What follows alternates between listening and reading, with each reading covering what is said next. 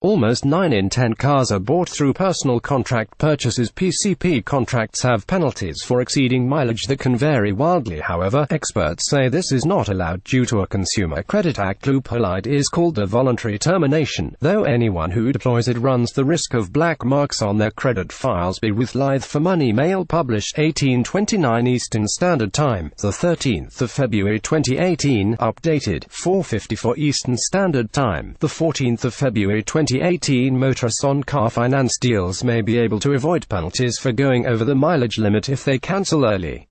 Almost 9 in 10 cars in the UK are bought through personal contract purchases. PCPs. Customers pay a chunk of the car's value for up to 5 years, and a lump sum at the end if they decide to keep the car.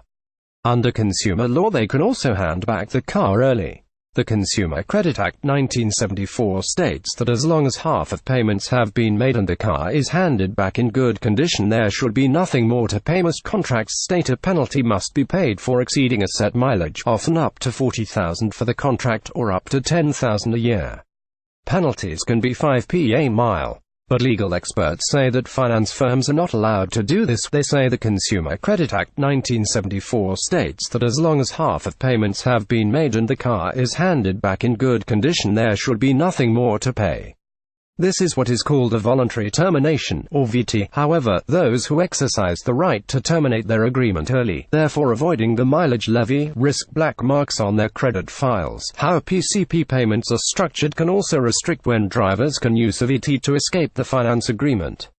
If the customer has opted for a small deposit and low monthly payments with a much larger final balloon payment to be settled at the end of the contract, some may not have paid back half the value of the car until the final stages of their agreement. This is Money covered a case of this last year where a driver was unable to exercise her right to terminate the finance agreement she was mis-sold.